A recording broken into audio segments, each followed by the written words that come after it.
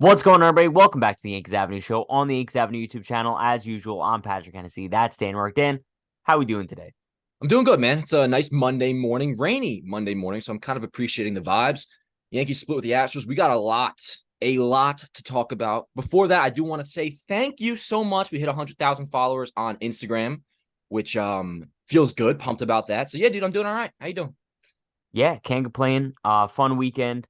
Uh, Maybe not too much of a fun weekend for the Yankees, but I mean, we'll talk about it. But yeah, we have a lot to get into, bro. It's gonna be an action-packed episode with injuries, fun, sadness, knockouts. We'll talk about it all. Before we get into anything, though, I want to give a huge shout out to our sponsor, FOCO, FOCO. You might be asking, "Oh, Pat looks so comfy today. Where do you get that robe from?" FOCO will show off some other stuff later. But use code Yankees Avenue at checkout, 15% off your purchase. I was just saying to you, dude, I'm so jealous because, of course, I have a robe as well, but I know how good you feel right now because it's brand new, it's fresh, it's clean. I could tell from the second we hopped on this Zoom call that you're coming on this episode with like a good amount of confidence because of that robe. Oh I yeah, know how good you're feeling right now. So shout out yeah, Foco.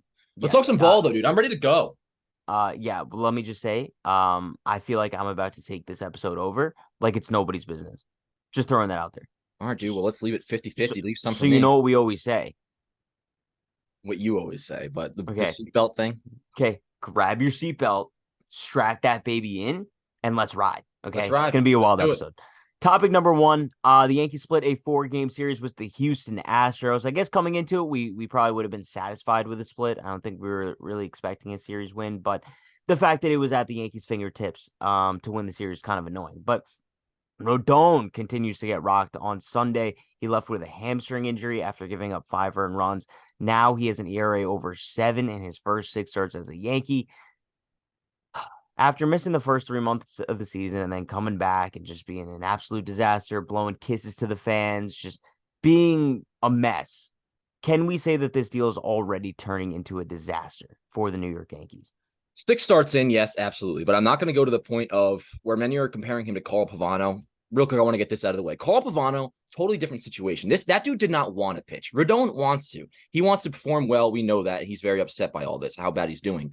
So I'm not equating to Pavano, who just really never ever showed up. But yeah, he's been horrible, dude. And the main concern here is the command. You look at his walks per nine. The last 2 years is really when he's taken off. He was at 2.44 in 2021, 2.63 in 2022. That's a pretty good walk per nine rate.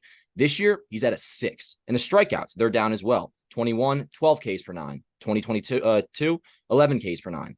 This year, 8.3 Ks per nine. So he's essentially a totally different pitcher. The fastball life doesn't look as good.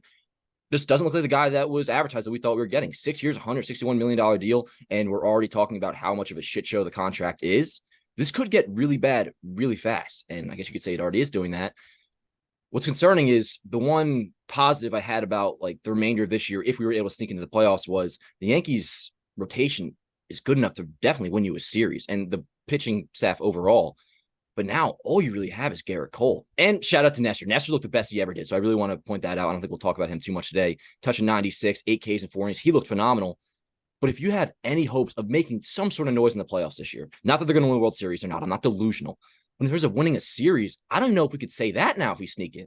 Because Rodon, you at least had that. You had Cole in game one, Rodon in game two, and then we also thought the rest of the rotation would be faring a lot better than it is.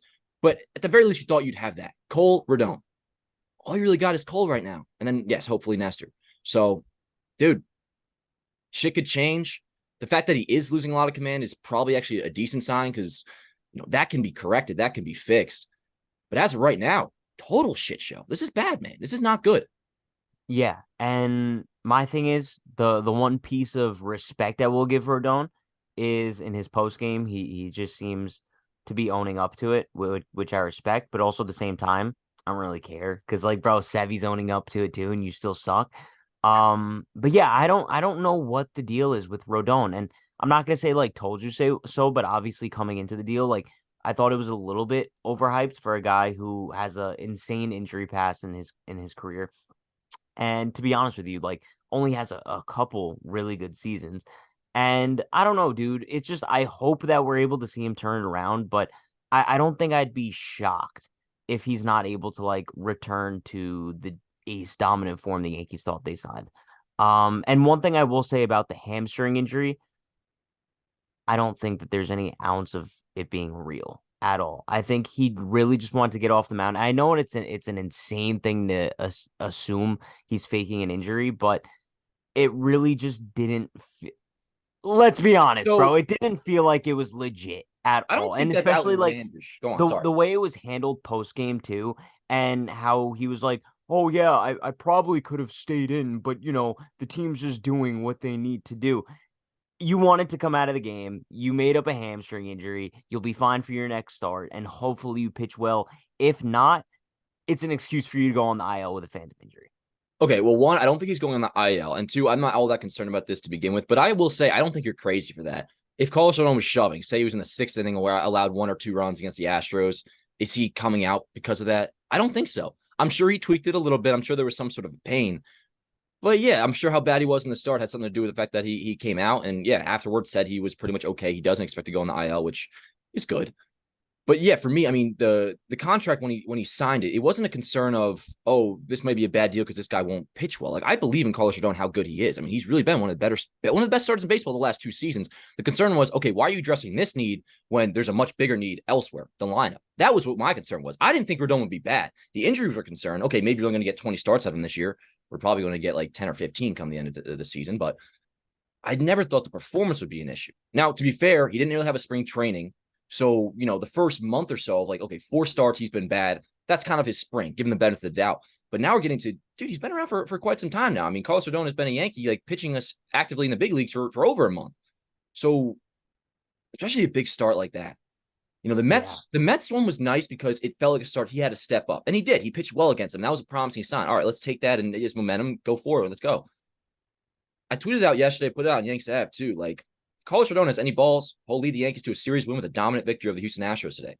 He just didn't do that. Yesterday was a start that we pay in the big bucks for, and he didn't come through. And this shit could change.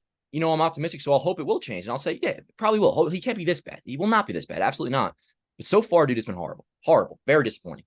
Well, yeah, because also what's one thing we've heard, especially coming into the start?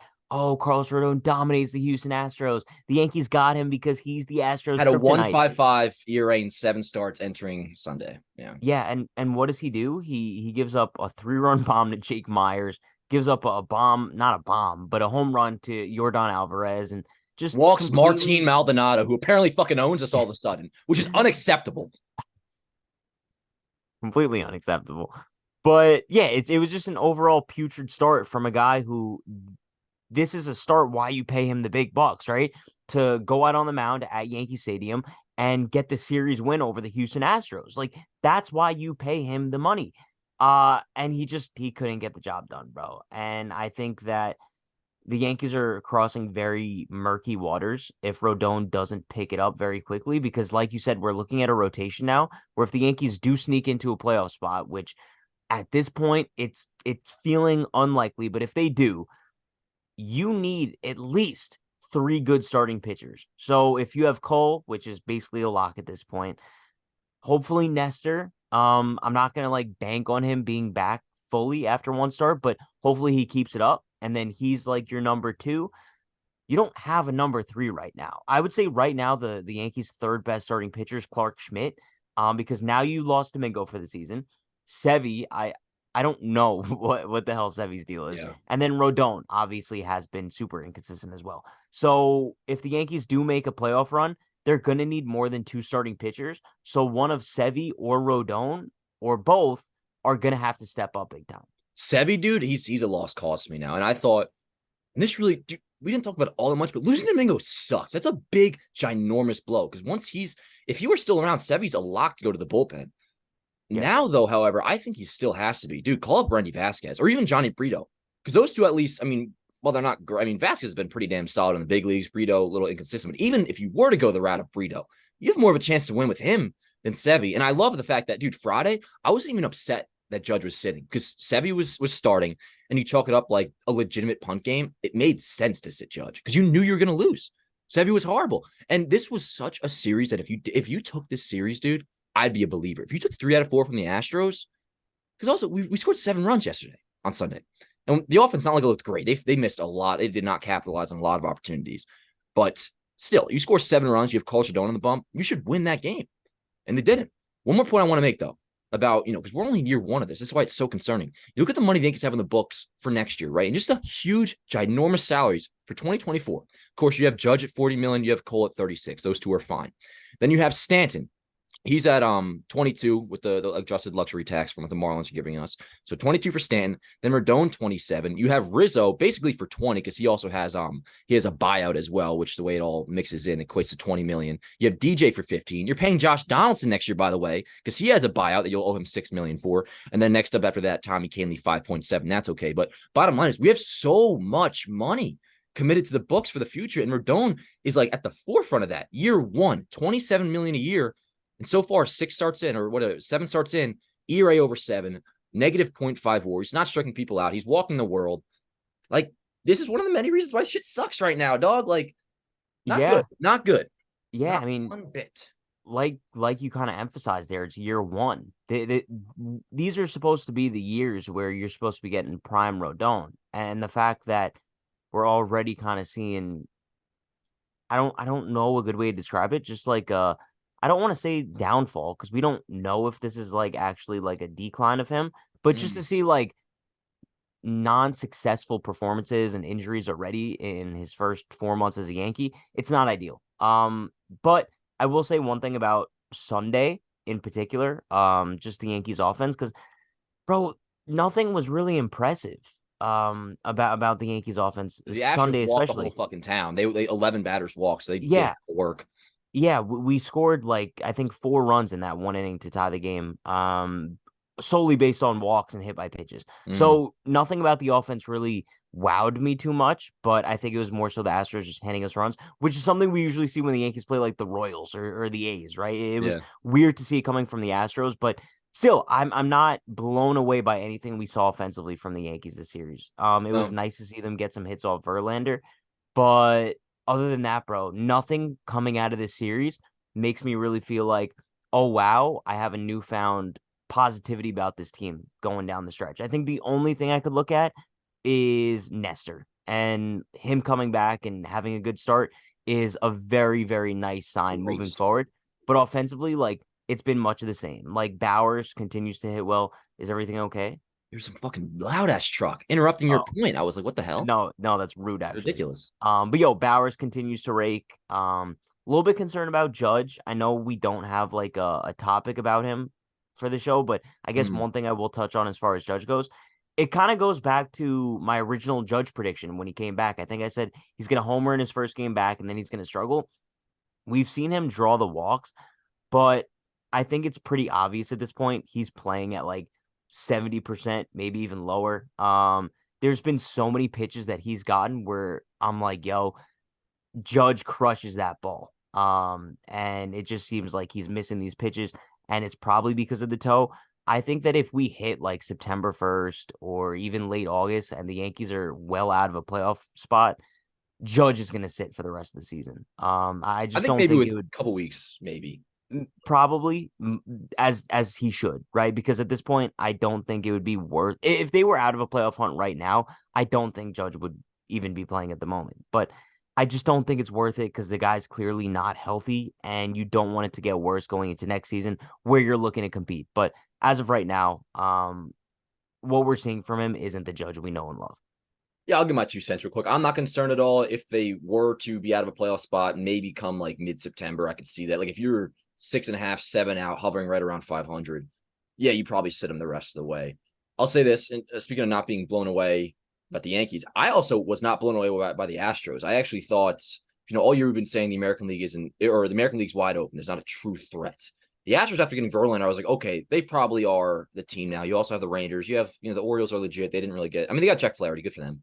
You have the Rays, but there was no clear team. I thought maybe the Astros would be that team after the deadline. They didn't impress me really at all. Their pitching staff, dude, the walks, it was unbelievable how many walks they were issuing out over the weekend. Insane. Yeah, they're both. And the rest of their team didn't look all that. They had the key stars, Bregman, Altuve, Alvarez, they'll produce. Kyle Tucker's a G. But overall, this is still, without question, the worst Houston Astros team we've seen in a few years now, I would say. Also, one more thing on Rodón. No matter what, let's just say the rest of the season continues to go the way it has, and he's just bad. No matter what, Rodón's penciled in as Yankees number 2 starter next year.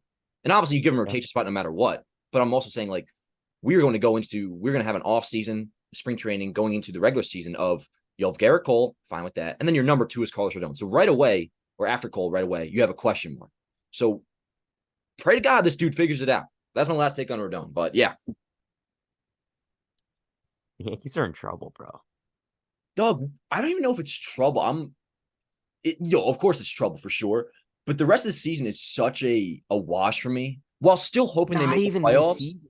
Like But but that's what I I'm know. saying. It's like I said that last week. I said, yeah, like I am monkey brain for the rest of this year until the offseason. And then we'll see what the hell Brian Cashman can do, because he's still probably going to be around, or whoever the GM is, probably Cashman. This is a mess that you got to fix, brother. And it's going to come this offseason. Hopefully it'll be an interesting one and not just some run it back BS like we've seen in the past. But that'll wait. We'll talk about that. Well, we will talk about it, but I mean, when you bring up that going into next season, Rodon's your number 2, and you're going to be relying on DJ and Stanton and Rizzo, and it just kind of feels like that run it back. And I think the only way you go into next season with a newfound hope is if you go out and you get like a Shohei Ohtani. I think that's the only way, but we'll see. You think, real quick, 15 seconds. Is there a legitimate shot the Yankees get Ohtani this offseason? A shot. I would say on a scale of 1 to 10, I'd put it at like a 3 or 4. Really? I see. I would go 6 in terms of, I think there'll be a competitive offer. The Yankees will do their part. I think they'll be in the top 3 bidders, and they'll once again do their part to go and get Ohtani. I don't know if he wants to come here. If he does, though, however, that would save us. That's the one move that I can think of off the top of my head, doing a deep dive on what's to come this offseason, that would cleanse one of the very few. Cleanse my hate of what's going on with this organization right now. Yeah, I think as far as I'm concerned, that's the only one. I don't know what the solution is here, which we won't get into that. We'll get to that, but Soto would be cool. But their Padres aren't going to trade him in the offseason. I mean, if they didn't trade him at the deadline this year when they thought they had a chance, they're going to think they have a chance to a fresh regular season. So, yeah. Speaking of Rizzo, though. Yeah, speaking of Rizzo, the truth has finally come out, Dan, and it's kind of wild because it's something that we've said on this show since it happened, that he had to have been dealing with some sort of head injury, possibly a concussion, post Tatis running into his head late May against the Padres. So now the Yankees came out and they said he was dealing with a likely concussion, post-concussion syndrome, and he's now on the injured list. When I first found out this news, bro, the only thing that could pop into my mind was medical negligence, dude.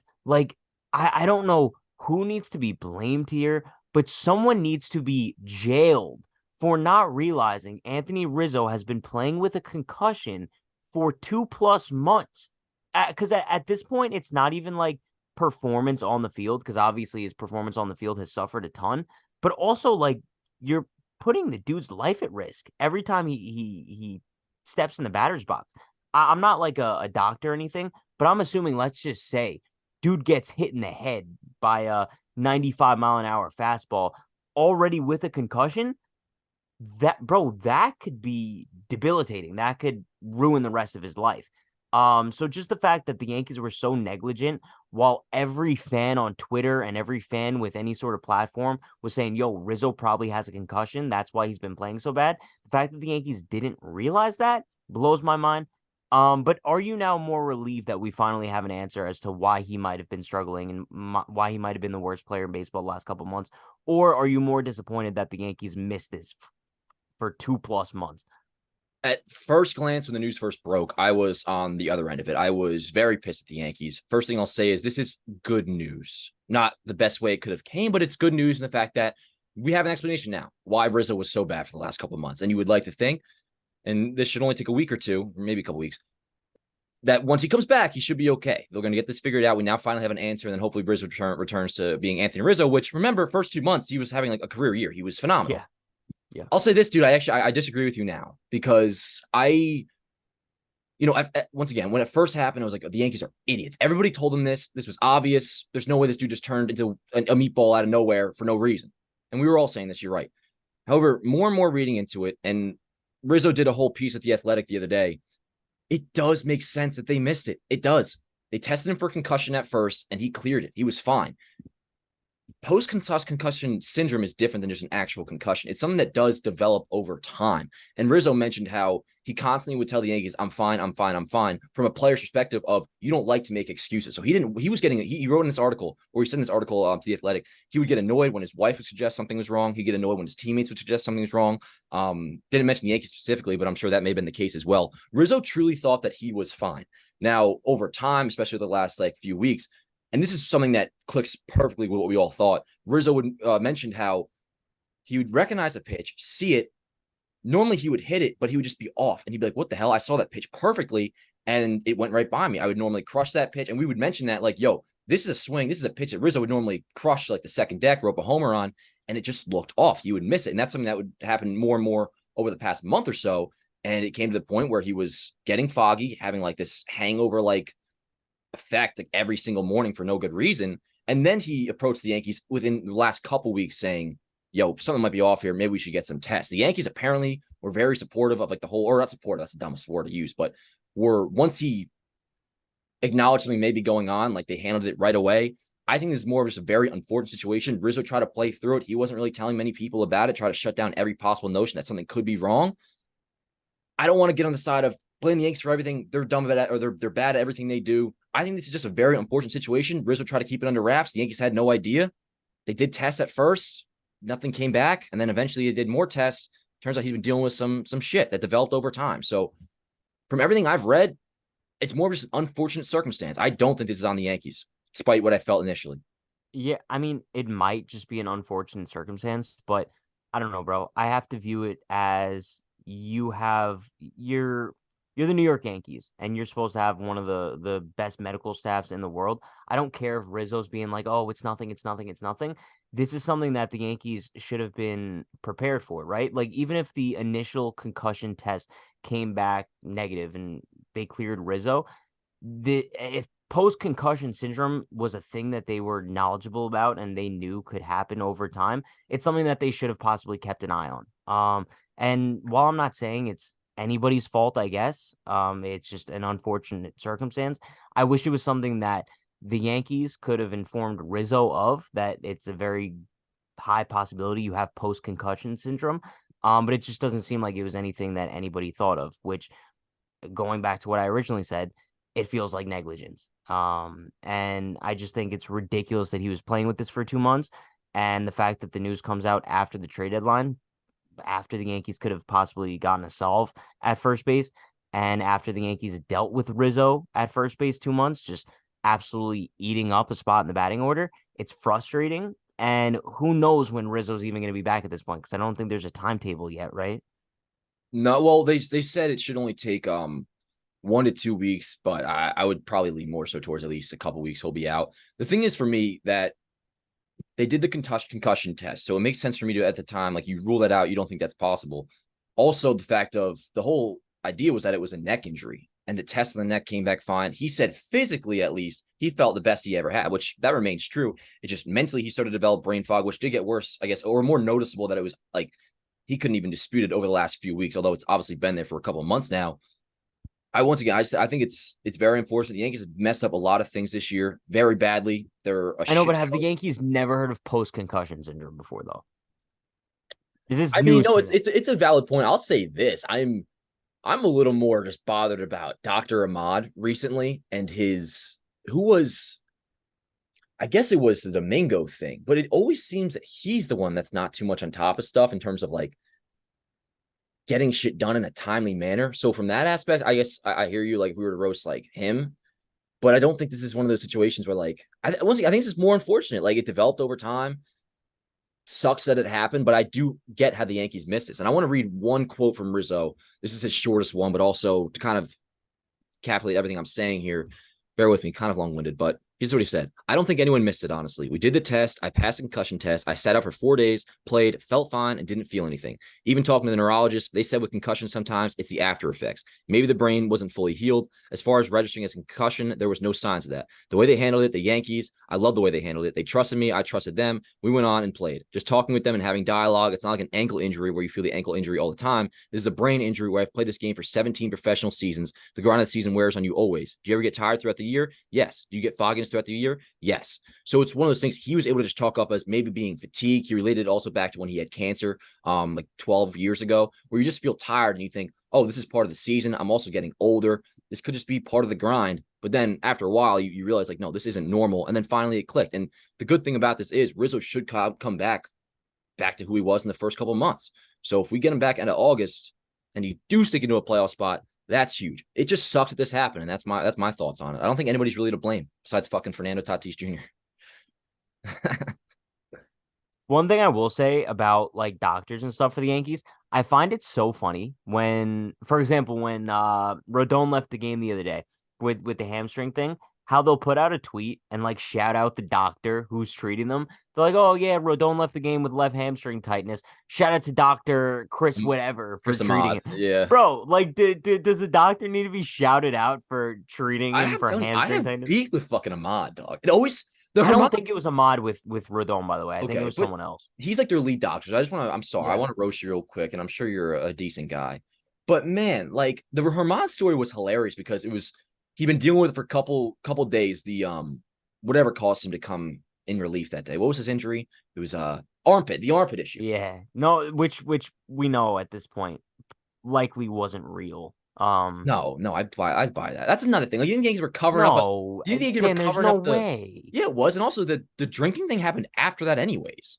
That whole incident in the clubhouse. Yes, that happened after that. That was after his appearance. That's confirmed.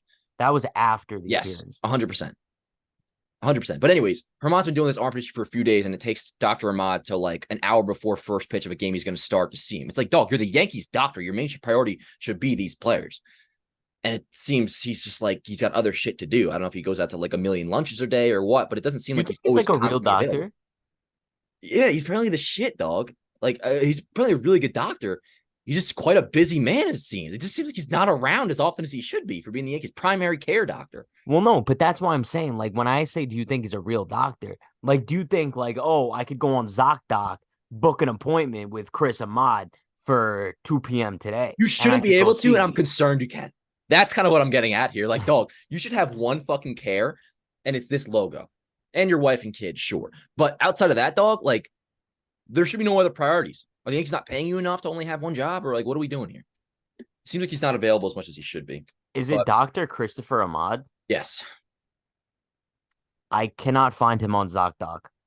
He's definitely not on ZocDoc, which I've been using that app too. So there's no way he's on an app that Dan Rourke could then find him. And because I would just turn to a Yankees app interview, bro. Bro, you probably have like frequent flyer miles on ZocDoc. On ZocDoc, yeah. For those who don't know, I feel like nobody knows this probably besides like my internal friends. I am the biggest hypochondriac of all time. So I do, what the joke Pat's making is I make a lot of doctor's appointments. But I have not run into Christopher Ahmad. If I did, I would shake his hand. But I'd say, dog, like get your priorities straight, brother.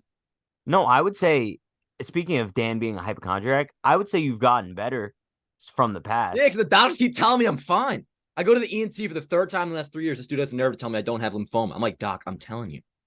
But he's like, no, you're fine. Okay, real quick, I just want to say this. You know how I always tweak my lymph nodes, right? And like my lymph nodes are huge, always inflamed. Yeah. I get them checked out again a couple weeks ago. And the dude's like, yeah, Dan, appreciate you coming in, all this stuff. We got the test back. Your lymph nodes actually aren't even big enough for us to even be having a discussion about this because they're not even in the range of like where the doctors get slightly concerned to like send you for like a biopsy or anything. Like they weren't even. So yeah. Well, swollen lymph nodes suck. They do, like, they hurt. You had them recently. Yeah, it's annoying. Yes. 3 weeks cool. no vape, by the way. Okay, that's nice. See, that's Thank progress. Look, we are that's legit, like, I'm not bullshit now. Can you tell I'm not BSing? Yes. I'm serious. Yeah, no. I got other stuff I gotta quit too, but the nicotine, I think knock on wood at least, I got it cleared out. I hope for now. Yeah, I mean we've been down this road a couple times, but hopefully now we're done. Before we get into topic number 3, I want to give a huge shout out to our sponsor, Foco, F-O-C-O. If you guys haven't checked out their products, check it out. Bro, like I said, this robe is getting me through this episode. I feel so comfy. I feel so cozy. What got so getting you through? Are you not having a good time? Well, no, this is like my flu game, you know? Yes. Okay. Yeah. You said you had a mild cold. Mild is a good word. I like that. But yeah, we got some new stuff. I got this nice Roger Maris bobblehead. Bro, Foco loves hooking us up. It's so nice. Dan got a garden gnome, a little Garrett Cole bobblehead action going on there. This is Garrett Cole. Oh, well, that's Garrett Cole as well, and Whitey Ford. This is Garrett Cole, a nice big head, which I'm a big fan of big head. It's like an actual, like, big head bobbleheads really bobble. and I'm a fan of that. Also got this gnome. So maybe take it out of the box.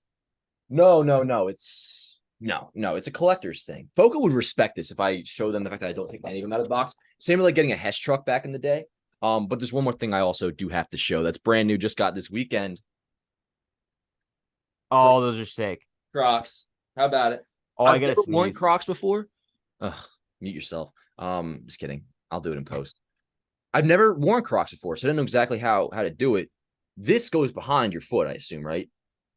If that's sport mode. So like let's say, all right, let's okay. say you're going to your little like fancy ass Hoboken deli to get some salted caramel cold brew. Yes. You have it up when you walk there. Okay. But let's say on your way back, you're about to get jumped. You flip those babies into sport mode and you just start sprinting. All right. Forget sport mode, yo, because truth be told, this isn't the fault of Foco. I got big feet. They're a little bit short. It's a size large, 11 to 12. I think they have an XL as well. I probably should have gotten that one. But anyways, just put it on this mode, the casual mode. And they are now a perfect fit of like a slipper. Nice. Why are you looking at me like that? Oh. No, I like it. I'm happy so for you. Yeah. Shout out Foco. Can I show you one more thing they sent me? Yeah, of course. They sent me a Yankee Stadium, like, it's not Legos, but they're basically like Legos. Yeah, we gotta look at how cool all it the is. good it's shit, 1,000 bro. pieces. I mean, I get nice stuff, but like the premium stuff always goes to Pat. That's not true. You had this rope like 3 months before I did. That's fair. The robe aside and the shorts, which you still have to re-up and get me another pair of those. You always like the collector's item stuff like that. I've been a Lego guy my whole entire life. Pat just went on mute. Are you like, and you went off camera. That's concerning. What are you doing down there? Mute and off camera? Holy shit. I have no idea what you're talking about. Okay. But anyway, shout out Foco. I mean, regardless, point stands. They make some dope shit. You can get some Crocs. They do. You can get some bobbleheads. That wall art behind me is also from Foco. What'd you like throw yours in the trash? Like, where is it? What the fuck? Mine's right there. I do you want me to hang it up? Like, no, I do want you to prove that you still have it though. If you're okay, I'll grab it. I'd like it if you still had it, but you usually would shut it off in the past and you don't anymore. Okay, it's right here, buddy, oh boy. Very good. Thank you. Yeah, exactly. You're making Foco happy. Don't worry about making me happy. You're making Foco happy, okay? I don't and like if you guys want to make Foco happy and us happy, it does help us out quite a bit. Keeps the lights on at night. Code Yankees Avenue, 15% off. Get Pat some more robes. Dude, thank you. Let's get in topic number 3, Dan. Let's talk about Giancarlo Stanton a little bit. One play in particular, he was thrown out at home on Saturday after running from second base to home. Bro, I would say a sprint speed of maybe like 0.5 miles per hour. It looked like maybe your great-great-grandmother, maybe your feeble cousin who is like 78. Going for an afternoon stroll. Maybe. But yeah, apparently Boone says he's very healthy. It's a little bit weird to see for Stanton just because when the Yankees first acquired him, he was pretty athletic, right? Like he was never the fastest guy in the world, but he was viewed as pretty good defensively. His sprinting wasn't horrible. And it seems like ever since coming to the Yankees, I don't know if it's because they have requested him to or if it's just his own doing, but his sprint speed has definitely taken a decline. I guess his defense has taken a decline a little bit. Do you think that he was just dogging it, or is this who he is now? I think he was dogging it. And I want to shout out Trevor Plouffe because he had a perfect answer on this on Baseball Today because they talked about it too. That's how big a story this is. It's insane. Like you watching this and seeing it happen live. Can you put the video on the screen? Yes, absolutely. Thank you. In post, not right now. Well, no, that's what I'm saying. Yes, absolutely. Yeah. But dude, I was like, I screamed out a mile. Let's go, DJ LeMahieu, RBI single. It was a shoe-in, run, scored. And then you see Stan. It's like, yo, what the fuck? At first I thought like maybe he had a hamstring pull up and going to be injured, IL, whatever. But no, apparently he's totally healthy, which I believe.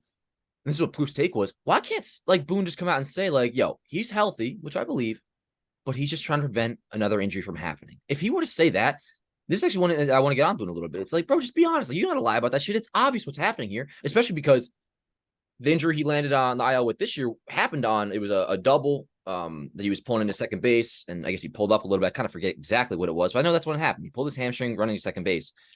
So sure, it's in the back of his head. He doesn't want to have to happen again on the base paths, but it almost seems like he's really like going to the extreme with it a little bit too much.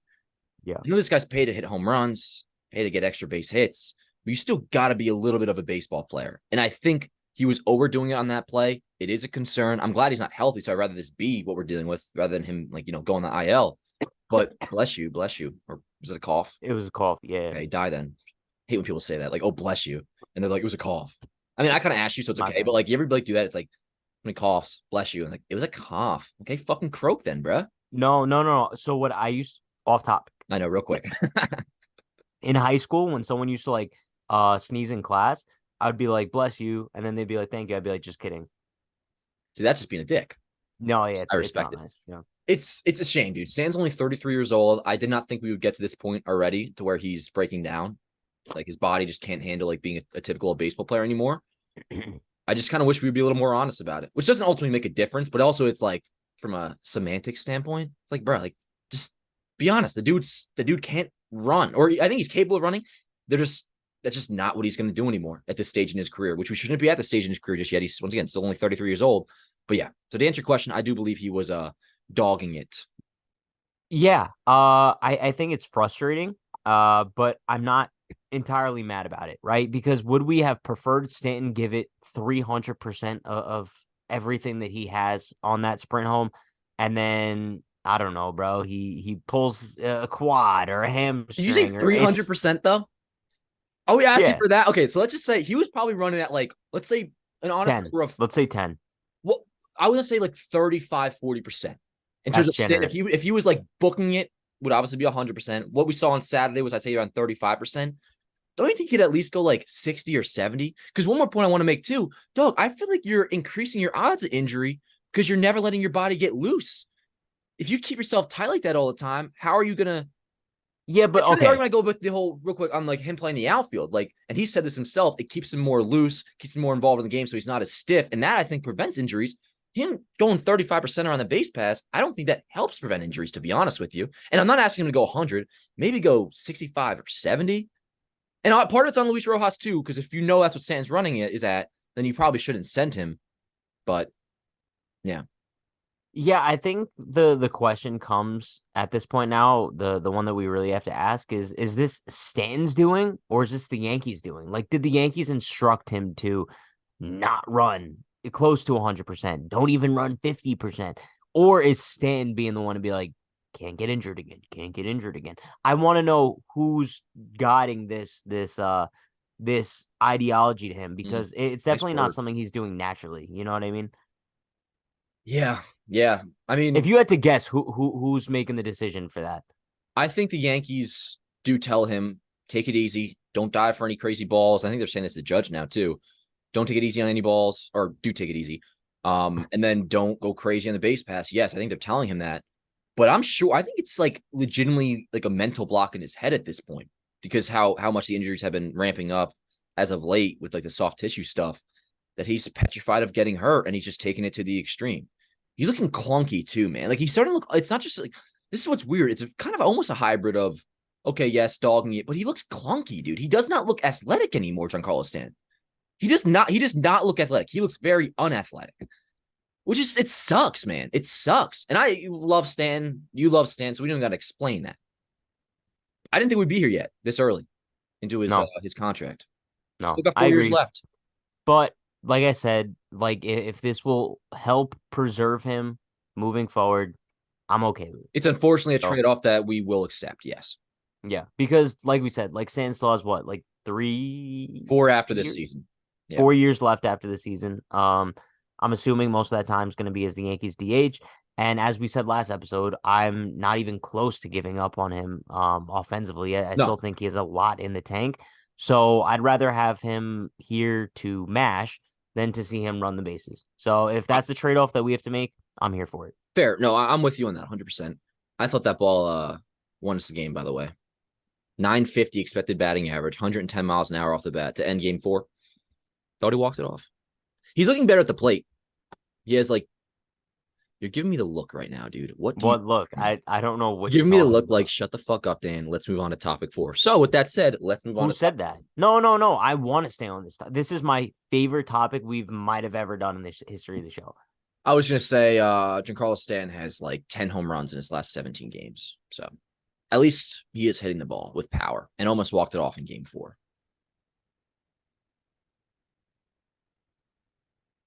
I'm bouncing right now. I had a lot of coffee. Had a cup Yeah, of I know. I running can at 7:30. When I texted you, I'm like, Pat, I'm running a little bit late this morning. We're gonna have to go at 10. tell. Bro, Nice someone laugh. asked That was a little giggle by you. someone asked me the other day, like, I think I was at a coffee shop and I was like the only person there not getting coffee. And they were like, how do you get your caffeine in the morning? I'm like, my brain? Like, bro, Oh, I think that shut up. there's this crazy ideology out there. I'm using that word again. That like caffeine is necessary to wake up in the morning. How about you just wake up, bro? Maybe you just snap a finger and be like, oh, my brain can produce a chemical that's good enough to where I don't need to rely on caffeine every single morning. So perfect, Pat. You're so perfect. You know, the way I see it is life's tough. Sometimes you need a little pick me up. And caffeine is the one drug, the one stimulant that you can take that 99% of the time, for the most part, will not affect your health. You And know what that's I the way call I that? see it. What? Loser mentality. Okay, I'm sorry. I drink a cup of coffee and it has me grind throughout the whole fucking day. Does that make me a loser? No. Yeah. I was up at 7 a.m. this morning, had a lot of crap I had to do. So I had a cup then. Nice cold brew. Shout out to my roommate Jack, who's in Japan for 2 weeks. Hope he has a good time. He left some cold brew behind. So I poured myself a glass, had that, got me by for a couple hours. And then I got my big boy salted caramel. And this got me about till like 3 or 4. And then, you know what I'll do, Pat? You know what I'll fucking do? I'll have a third thing of caffeine. I'm going to go get a Bang Energy before the gym. So in the end, I probably had like 500 or 600 milligrams a day. Would you rather me smoke crystal meth? Want me to snort some crack? Want me to do Well, that why is instead? that the alternative rather than just being a Because natural human life's being? hard. All right. Okay. Oh, Okay. poor Hey, how about this? Dan. How about this? Oh, I poor texted you this Dan. morning. I texted Oh, you I this just morning. DoorDashed some coffee from my little hipster coffee shop in Hoboken. Oh no, my salted Chain, caramel actually, cold brew. Gregory's Life's so coffee. How hard. about this? How about this, bro? So I texted you this morning that running a little bit late. Once again, 10 o'clock is when I'm able to record. And what do you say? Word. Okay, I'm going to go back to sleep. So forgive me for I'm up early in the day, 7 o'clock, caffeinated, doing my thing Okay. while you're snoozing away because you Do I don't need have to caffeine. explain myself? Do And I need to coffee, explain no, myself? no, you're making me explain myself. That's what you're doing. And coffee tastes fantastic. So, Okay. especially on a Okay. day where, don't okay me like that, please, bro. On a day where I'm like kind of struggling to get out of bed, the mere taste alone gets me out. I love my morning walk to go get my coffee. Fantastic. Okay. First of all, one, mild cold. Okay. Don't want to have to keep bringing it up, but we're dealing with a mild cold here. You So love if the I get an mild extra part. hour of sleep, we could get that extra hour of sleep. I didn't roast you till you roasted me, but go on. Did you work all weekend? Fuck you. Absolutely, dog. I was in the warehouse doing the floorball tournament for John Boy on Oh, camera. I had to play wiffle ball with I my didn't play. I didn't play. coworkers. I was on crew. And yes, I work on the Doing weekend. what? Actually, I was double working. Weekend, first of all, is for Yankees Ave. I go crazy for Yankees Ave on the weekends, no matter what. So I'm always working. I had that on top of doing, the floorball yesterday, dude. I'm always grinding. I don't want you ever to dispute how much I grind. I am on this computer, and I know you do too, but I don't think we need to go there and act like one of us doesn't work hard, bro. I am on this fucking thing non-stop. But do both of us have a What mild are you doing to cold? me there? That's great. That's fucking great. I'm not into that sort of thing. Do both of us have a mild cold? Yes or no? No, I don't have a mild cold. Exactly. Forgive me. Forgive me Exactly. for having a good immune Yup. system. Let's get it. Wow. So you That's get. not You nice. get. Yeah. Okay. Missed. Okay. No, I'm not gonna go there. I'm not gonna go there. Good. Topic number 4. Dan, let's give one Yankee we want to give a positive shout out to. It's kind of been like a dreary vibes as far as the show goes up until our little coffee debate there. But let's give a shout out to somebody. Like let's Yes. start to like trend this show in a little bit more positive of a direction. Word. Yeah. I think this is something we got to do because, 3 topics in, all kind of been on the negative side. So to give some love, and I do have 2 players, but I'm only going to give one in case the other one is your guy. Oh, I have to decide who I want to go with. Okay. Can I give 2? Go first. You go first. Oh, my name's Dan. I want to give 2. Give Okay, 2, fine. bro. Give 2. Fine. Just Fuck don't you, pick mine. I know who yours is. Is yours a pitcher? Yeah. I knew it. Okay. Here's my 2. First up, Jake Bauers has been incredible this season. And then we can actually say that now. 60 games in, he's been a legitimate offensive threat. Slugging 500. OPS is above 800 at 810. WRC plus 119. Now has 11 homers on the season. And the defense definitely isn't good. But for a year that has been so consumed by just the topic of a bad lineup and not being able to hit for any offense, Bauers has not been an issue. He's been one of our better hitters, so shout out to him. And also on that notion, Gleyber Torres, man, we are actually at the point now with how he's been hitting lately, picking it up. He's on one of his little hot streaks again. His season numbers are starting to look like not just good for the Yankees, but like a nice slash line. Dude's hitting 270 now. in 111 games. OBP at 335, second on the Yankees behind Aaron Judge. Nice. Slugging 450. OPS is now 785. That's past being just good for Yankee land. That's a nice season, especially for second baseman. Leads all second basemen in home runs with 18, 48 RBIs, 117 OPS plus, or WRC plus, probably the same for OPS plus as well. 2 WAR. Shout out Gleyber Torres, who is having a legitimately nice season, and not on the scale of how bad the Yankees lineup is, a legitimately just nice season, period. Bowers and Gleyber, shout out to you. Okay, that's Tell nice. me how great Garrett Cole is now, please. Everybody knew you were going there, dog. Don't act like I spoiled something. Who knew that? I did. Who knew that? Comment down below. Comment down below if you knew Powers and go with Garrett Cole, which I actually love, by the way, because Cole is legitimately your judge now with shit. Like, you fucking love the motherfucker. Yeah. So let me just say, if we're giving a shout out to one player on the Yankees, it's Garrett freaking Cole, bro. We're looking at a guy who has single-handedly carried this team throughout this disappointing season, and he's done everything in his power to lead this team to success. Dan, when I'm talking about Cole, you got to give him some respect, because right now what you're doing is borderline disrespectful to the best pitcher in Major League Baseball. One, I hear you, and I'm never one to look down at my phone when you're talking, first of all. I give you that respect. I give Cole that respect. I'm answering a work text right now.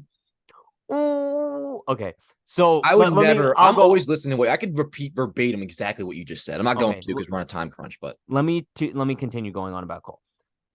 He has just proven every single start this season that he's the king of durability, he's the king of reliability, and he's just the king of performance. Every single aspect of the game that you wanted to see from Garrett Cole this season, we've gotten, bro. He's been the kingpin of the Yankees rotation. He's been the kingpin of the clubhouse. We've seen him represent the New York Yankees on a level that we could only dream to have a player do. Bro, starting the All-Star game, the way he's handled the media has been excellent. Hi, Marley. Like, every single thing about Garrett Cole is adorable, fascinating, intriguing. I want to meet this man so bad. I know you do, bro. He's so adorable and cute. No, bro. Let's be honest. If there was one Yankee that you would want, like, you're having a bad day, maybe you had way too much caffeine, you're kind of like, you're dropping, tweaking. Right? Because you're tweaking. Too much caffeine usually equates to like a panic attack for me. But okay, cool. So you're having a panic attack, right? Yeah. One Yankee you want to get a hug from. It wouldn't be Cole. Mine's Cole. Mine is so cool, bro. Cole still, despite how adorable he might be and like nice, he still is quite intimidating. I would want. No, he's not. Yes, he is, dog. Because it's like if you disrupt his day, like God forbid my panic attack came. No, okay, dude. If my panic attack came before one of his starts, motherfucker, my shoe. No, but it's not. It's not. It's like you're having a panic attack and you're in his living room and he's making you hot cocoa and he walks over to you sitting on the couch. He's like, "Hey, Dan, how's everything going?" He's like, "I made you some Swiss Miss with extra marshmallows." That's really good. I mean, I wouldn't turn that opportunity down. No, that sounds exactly. Great. I would take Judge. I mean, that's just, for obvious reasons. Judge would walk over to you and be like, "Hey, Dan." He's like, you're good? Okay, no, yeah. And then he would give you like a little smirk. Smile. Yeah. I would fucking blush. Okay. Cool. Shout out Garrett Cole. I want to run through some numbers real quick just to reinforce the Cy Young case, which he really is headed towards now. First in ERA in the American League, first in WAR in the American League. He's actually tied for third in wins. You got Nathan Eovaldi with 11, Shane McClanahan with 11, who the Yankees did dick down a couple weeks. That's last week. That's a funky, really crazy way to describe it. Topic 4, dog. We're at this player, but anyways, Cole is gonna win the Cy Young, which is awesome. Like we talked about it last week and all, but yeah, he's been incredible. He's handled everything perfectly. Say it a lot, but so again, like he's one of the few Yankees that I'm proud to see wear the pinstripes this year, and he's been awesome. Absolutely. Good pick. Yeah, not on the same level of history, but I think as much as disappointing I think the 2022 Yankee season was, I'll always look back on Judge's historic run. I think looking back on the 2023 Yankees, while I'll probably always view it as a failure, I'll still remember, that was Garrett Cole's Cy Young season. So that'll be nice. I don't think we should compare the two, though. I think if you want to put them on scales, I think what Cole is doing this season is just as important to the team as what Judge did offensively last year. No. One, Judge was historic. Two, it's never going to be on the same scale. It's also impossible to compare pitching. Exactly. And that's why I'm saying if you're scaling them. Yeah, I mean, Like Cole is no, the it's Judge of pitching, and Judge is the Cole of hitting. Like it's there, they go hand in hand. right, but what's more important? A good hitter or an elite hitter or an elite pitcher? I would still say an elite hitter. They're I very would say an similar. elite hitter for sure, Yeah, but we we talked haven't about had this that already. elite hitter this season, have we? Let's talk about some fucking. Yeah, yeah. You Let's better go stop. into You're not just gonna throw in a subtle little diss at Judge and think I'm gonna let it what, slide. bro? What dis? What There's dis? so, dude. You have like, there's like 19 or 20 players of the 20 fucking six you can roast, and you pick Judge. I don't No, understand. no, You have a no. whole, you have a fucking smorgasbord of Yankees to pick from to say you fucking suck, and you somehow you pick the cat. Okay, why do I do that, Dan? Why do I do Why? that? That's what I'm wondering. Because it's the only one that I could do that gets under your skin. Fair enough. Fair enough. Let's Yeah. talk some Okay. boxing. All Not right. ball. Topic number 5. If you guys haven't seen it, you'd probably be living under a rock. Uh, Tim Anderson got absolutely dropped by Jose Ramirez. They got into a little scuffle on Saturday afternoon. Not gonna lie, it's kind of sent Tim Anderson into a spiral. He had a bunch of tweets from the past that was like, "I'm going to sleep. I'm going to sleep." Literally, I don't know who talks about going to sleep that much. Yeah, Dan, keep throwing that right. Yeah, cooked. You're done. I would drop you like Tim Anderson, by the way. But yeah, so Tim Anderson's going through it. He's tweeting out. He's like, the bigger picture, just all these like Sounds like he's gonna motivational. jump the guy in like a week or two. Is what it sounds. No, he sounds like he's going through it a little bit. And the Yankees' next series is against the White Sox starting tonight, so that should be interesting, maybe. But yeah, what did you think about this little brawl? Bro, it's one. It was sick. I mean, it's an all timer. Like I didn't believe my eyes when I first saw it. I forget what I Same. was doing, but I wasn't. I think it was what Saturday. So Yankees played a day game. I wasn't very in tune that night because there's no point for me to watch baseball. I don't care about MLB for the most part. When I saw this clip, I had to do a double take. What the fuck? He actually squared up. It looked like something out of like a hockey game or something. It was like, what the hell? My hot take is I feel bad for Tim Anderson a little bit, dude. Like he's probably really going. I mean, we know he is I via don't know how you Twitter, recover from that. especially when your whole persona is like this tough guy attitude. And like you're the man, you're a beast. Like you don't take no shit. Which I guess Having is a the bad case. season But too. yeah. No, I feel bad for him, man. Like you go from not like the top. He's not everybody's favorite player, and he's had some drama in the past. Especially we know that. But he's like, if like there's a lot of people I feel like that have respect for Tim Anderson that like just totally vanished away after this, and I kind of feel bad for him. But that's also what you get for being a punk. Yeah, and I think it's like a totally different situation than if he was like a boxer and got knocked out, right? Because if you're a boxer and you step in the ring, you get knocked out, like there's a respect there, right? Like you still got in the ring, whatever. Yeah, But to get knocked out on a baseball field, and granted, I will say it was a pretty lucky it punch. was lucky. Like People aren't acknowledging that enough. It was very lucky. Like it's shout out, Jose Ramirez must be a pretty strong dude because like it's not even like he clocked him right here. Like, he got him like right here on the side of the jaw. So like yeah, props to Ramirez for that. But also like you kind of just were throwing your fucking hands out there and you got him, which shout out to you. But it also sucks because Tim Anderson like he started it too, and he probably was so I sure he know. was gonna beat his ass. I would say going into it, he was probably the heavy favorite. I I mean, he would have had the yeah. height, he had the reach, he had like the stance going on. I will say though, I thought it was pretty funny, like all the memes that came afterwards. One, because I don't know if everyone knows this, but that brawl was like a couple hours before the Jake Paul fight. So now there Mm. was like all these memes of sorry. Bless you, dude. What was that? Was that a sneeze cough? It's like from Grown Ups 2, like a burp snort. You just gotta rip ass too, and then complete the process. I'm getting myself worked up. Yeah, so basically Jose Ramirez needs to fight Jake Paul next. That's what we're You don't coming gotta get at. emotional about it. You're fucking crying over here. Yo, also, one more thing about the squaring up, like that really was something out of like almost like a boxing video game. The way it didn't look real. Like I'm seeing this on a baseball field. You all right, dude? No, I'm in tears, bro. Like I feel so bad for Tim Anderson. It's just like I feel horrible for him, bro. Oh my god, it sounds like a dog. Holy, No, I feel really I don't know like how is Tim Anderson ever oh gonna my god. recover from this, And bro? I'm concerned about it as well because for the 2 or 3 people that might be invested in my play all 162 franchise. So I lost in the ALCS actually against the Angels for 2023. I lost. We both went 99 and 63. I got bounced in the ALCS. Off season, I signed Shohei $525 million deal. That's the most you can give him. That was my one big move. And I knew that. Like, that's my big fish. Can't do much else because you do have a budget and it won't be the show. I needed a third baseman. Tim Anderson. I acquired him, moved him to third base. He is now part of my team. So I have a slight attachment to him. That's my third baseman. And you know how I treat my franchise like some real world shit. Like I'll just imagine shit goes down. Like in my head, I'll do PED suspensions. I'll do like I'll add narratives to my video game experience. I'm going to apply this to my season. Except it'll be canon in terms of like the Yankees. Like I'm going to have some sort of a brawl, whether it actually happens or not. Like you can't actually punch people on the show. But like usually as I hit the pillow at night, like I'll imagine a situation in my franchise and like react to it the next day in my game. Nice. I'm going to have Tim Anderson's back. I hope you do. I feel bad for him. Like he's my third baseman in 2024 in my video game franchise. Not in real life because he's a punk. Hey, good episode today, man. Great episode. How are you feeling? Yeah, You're all right? Like, you're not going to croak after I say goodbye to you, are you? No, I just got a little emotional about Tim Anderson. That's all. Yeah. Yeah. Crazy week in baseball, I feel like. Wild week. Bro, by the way, speaking of Jake Paul, shout out to Jake Paul. He beat Nate Diaz. Yeah. Yeah, we talked about this a little bit before the show. I like Jake Paul, but honestly, dude, like maybe he's not as good as I thought he was. Like, he's got to start boxing some real people. Dude, everything I see about Nate Diaz, he kind of seems like a slug. Like, he looks like a fucking has-been. I know he's been legit in the past, but is he really in his prime? Nate Diaz is one of the toughest fighters in the history of combat sports. All right, that's great. And A-Rod's one of the greatest. And the fact that Jake even knocked him down once is impressive.